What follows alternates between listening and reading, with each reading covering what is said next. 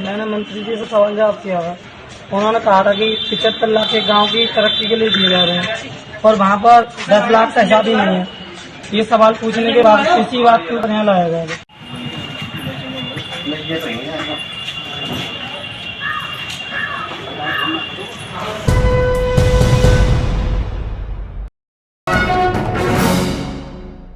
एक पत्रकार संजय राणा, जिन्होंने मंत्री गुलाबो देवी से 4 सवाल पूछ लिए उनके विकास मॉडल को लेकर, कि उनके बारे में जो कहा जा रहा है कि आपने इतना विकास किया और उसके डंके पीटे जा रहे हैं, उस विकास को लेकर इस पत्रकार संजय राणा ने जो सवाल पूछे, वो सवाल इस हद तक गुनाह बन गए इस पत्रकार का कि गुलाबो देवी से सवाल पूछना उनके लिए इतना बड़ा जुर्म बन गया कि हाथों में हथकड़ी लगा दी गई।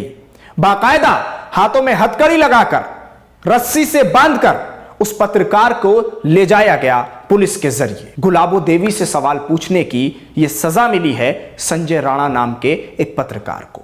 मामला है संभल का। उत्तर प्रदेश के संभल में मंत्री गुलाबो देवी एक कार्यक्रम में आई हुई थी और वहीं जिस पत्रकार के हाथों में आज आप हथकड़ी देख रहे हैं, उस दिन जब सवाल यह पत्रकार पूछ रहा था तो इसके हाथ में चैनल का माइक था और वही माइक की ताकत जो सवाल पूछ रही थी और जो मंत्री से यह पूछना चाह रहा था, वो पत्रकार जो दुनिया के सामने सच लाना चाह रहा था और यह कहना चाह रहा था कि क्या मंत्री जी आपने वो काम किए हैं जो आपके बारे में कहे जा रहे हैं, लेकिन जमीनी हकीकत तो यह कहती है कि आपने दरअसल विकास का कोई काम ही नहीं किया है। तो फिर आपके बारे में झूठ क्यों बोला जा रहा है कि आपने ये विकास के काम किए हैं? इस पर आप अपना क्लैरिफिकेशन दीजिए, इस पर आप बताइए। लेकिन उस ताकत को दबाने की कोशिश सरकार के जरिए, प्रशासन के जरिए और मंत्री साहिबा के जरिए कुछ इस तरह से की गई कि जिस पत्रकार के हाथ में कल तक माइक था, आज उसके हाथ में हथकड़ी लगा दी गई और खाकी वर्दी वालों के हाथ में उसका हाथ सौंप दिया गया, रस्सी में बांधकर जेल भेज दिया गया उस पत्रकार को। क्या सवाल पूछना गुनाह है? उस पत्रकार ने कौन सी ऐसी बदतमीजी की थी, कौन सी ऐसी बदसलूकी की थी मंत्री गुलाबो देवी से कि उसको जेल भेज दिया गया और पुलिस प्रशासन ने मामला दर्ज भी किया और उसको जेल भी भेजा गया। अब मैं आपको पत्रकार की बाइट सुनाता हूं। सबसे पहले आप ये बाइट सुनिए कि जिसमें सवाल पूछे जा रहे हैं और उसका बाकायदा तौर पर जवाब संजय राणा ने दिया है। मैंने मंत्री जी से सवाल जवाब किया था। उन्होंने कहा था कि 75 लाख के गांव की तरक्की के लिए दिए जा रहे हैं और वहाँ पर 10 लाख का हिसाब भी नहीं है। ये सवाल पूछने के बाद इसी बात के ऊपर यहाँ लाया गया है। अच्छा, हथकड़ी लगा के यहाँ पे क्यों आएंगे? मंत्री जी ने खुद इसके लिए कहा कि इस लड़के ने मुझसे क्यों सवाल जवाब किया। बुला रहे हैं वो भी, लेकिन FIR तो तुम पे दर्ज हुई है, वो किसी शुभम राकम ने कराई है, ये कहने पर कि आपने वहाँ मंच पर चढ़ गए बदतमीजी की। नहीं, मैं मंच पर नहीं चढ़ा हूँ। मैं पीछे इजाजत ली थी मैंने डॉक्टर प्रेमपाल से, सचिव साहब से, सबसे मैंने इजाजत ली है। उसके बाद मैंने कुछ जानकारी दी कि इनसे बात कर सकता हूँ या नहीं कर सकता हूँ। तो वो तो ये कह रहे हैं कि आपने वहाँ गाली गलौज करी। गाली गलौज मेरे पास वीडियो है कि सबूत है और किसी के पास गाली गलौज की होगी, इससे ज्यादा क्या कर सकता हूँ। तो क्या मानते हो भैया, कैसे दर्ज हुई आपने कोई गलत हरकत की? बिल्कुल नहीं की है, कोई गलत हरकत नहीं की है। जब आपके बारे में कोई गलत न्यूज दे रहा है कि हम यहाँ पर इतना विकास कर दिया और आपने कुछ भी नहीं किया, तो बताइए आप ऑब्जेक्शन उठाएंगे नहीं उठाएंगे? अब आपको कहाँ लाया गया है? कहाँ लाया गया आपको? पुलिस पकड़ के ले गई आपको? पुलिस पकड़ के लेकर आई? जी हाँ। कहाँ से? मेरे गांव से। कब ले गई? कल। आज दूसरे दिन भी पुलिस हिरासत में हो? जी। अब यहाँ क्या करने आए हो? जमानत कराने? हाँ जी, जमानत होगी था। क्या नाम है तुम्हारा? संजय राणा। तो सुना आपने, संजय राणा ने कहा कि मैंने इजाजत लेकर उनसे बातचीत की है, मैंने किसी तरह की कोई बदसलूकी नहीं की, किसी तरह की कोई बदतमीजी नहीं की, मैं सिर्फ सवाल पूछ रहा था। उनके बारे में जो खबरें सामने आ रही थी, जो लोग लिख रहे थे, जो बता रहे थे कि गुलाबो देवी ने इतना विकास किया है, तो मैं ये पूछना चाह रहा था कि आपका विकास नजर क्यों नहीं आ रहा? आपने जो विकास किया है, जो लोग कह रहे हैं, वो दिख क्यों नहीं रहा है? और फिर इतना ही नहीं, वहां संजय राणा ने बैठे हुए लोगों से इस बात की तायीद भी ली, इस बात पर उन लोगों से हां भी करवाई कि यहां कोई विकास नहीं हुआ है। और लोगों ने बरजस्ता कहा, एक जबान होकर सबने कहा कि यहां कोई विकास नहीं हुआ है, कोई विकास नहीं किया गया है।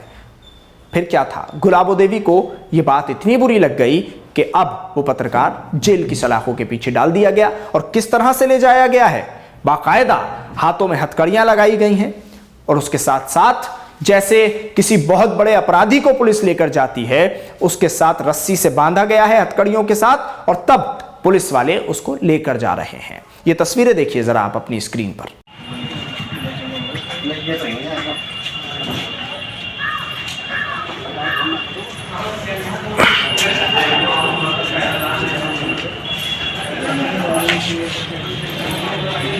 तो सवाल सबसे बड़ा यही है कि क्या सरकार जैसे चाहेगी पत्रकारिता ऐसे की जाएगी? सरकार के मंत्रियों से सवाल नहीं पूछे जाएंगे, सरकार के नेताओं से सवाल नहीं पूछे जाएंगे, एमपी एमएलए हैं तो उनसे सवाल नहीं पूछे जाएंगे? क्या पत्रकारिता का सारा काम खत्म कर दिया जाए और आपसे कोई सवाल ना पूछे? आप कहें हमने विकास किया है तो सब आंखें बंद करके कहें कि हां आपने विकास किया है, और अगर उनमें से कोई इक्का दुक्का ये कह दे कि आपने जो विकास किया है क्या आप उस पर बताएंगे कि वो विकास कहां किया गया है, तो उसके ऊपर मुकदमा दर्ज हो जाएगा, उसे जेल की सलाखों के पीछे डाल दिया जाएगा। ये हालात हो गए हैं। क्या सबको नोएडा में बैठे हुए उन एसी रूम वाले और बड़े बड़े टीवी चैनल्स के एंकर की तरह देखा जाए कि जो बस मौजूदा हुकूमत कहे उतना कहना है, उसके अलावा आपको कुछ नहीं कहना है? सरकार कहे यस तो यस, सरकार कहे नो तो नो। लेकिन नहीं साहब, अभी ग्राउंड पर कुछ ऐसे पत्रकार बाकी हैं जो सरकार की हां में हां ना मिलाते हुए अपने जज्बे के साथ सवाल पूछने की हिम्मत रखते हैं, और वही हिम्मत राणा ने दिखाई है। संजय राणा की वही हिम्मत उसको आज जेल की सलाखों के पीछे लेकर गई है। जिन हाथों में कल तक माइक था उन हाथों में आज आप हथकड़ी देख रहे हैं। मैं आपको वो वीडियो दिखाता हूं कि जो सवाल किए गए थे, जरा आप उसमें देखिएगा और कमेंट्स बॉक्स के जरिए हमें बताइएगा कि इसमें क्या बदतमीजी और क्या बदसलूकी नेता के साथ की गई थी, मंत्री साहिबा के साथ की गई थी। आपने कहा था कि ये खड़गवंशी समाज का गांव यानी मेरा अपना गांव है, तो आपने कहा था कि मैं बुधनगर खंडुआ जो मेरे एरिया में आता है इसे मैं गोद ले रही हूँ, और आपने मंदिर पर खड़े होकर शपथ ली थी कि ये गांव मेरा है और मैं इस गांव की हूँ। आपने जो गांव के बड़े बुजुर्ग हैं उनसे भी कहा था कि जो आप काम है आपका वो आप मुझसे कहें, मैं इसका पूर्ति कराऊंगी, और अगर इस बार मेरी विजय होती है तो मैं इस गांव में दोबारा आऊंगी। इसके बाद भी आप इस गांव में दोबारा नहीं आई थी। बुधनगर में एक भी बारात घर नहीं है, नहीं यहाँ पर सरकारी शौचालय की व्यवस्था है, और आपने कहा था कि मंदिर से लेके इस वाली रोड को पक्का कराओगी। आपने यहाँ से लेकर जो खंजा वाला रोड था कि इसे मैं पक्का कराऊंगी। अभी तक ये रास्ता इतनी कच्ची है, यहाँ बाइक तक पैदल वाले भी लोग परेशान हो जाते हैं। और गांव वालों की विशेष परेशानी ये थी कि आपने ये भी कहा था कि देवी माँ की मंदिर की मैं बाउंड्री कराऊंगी।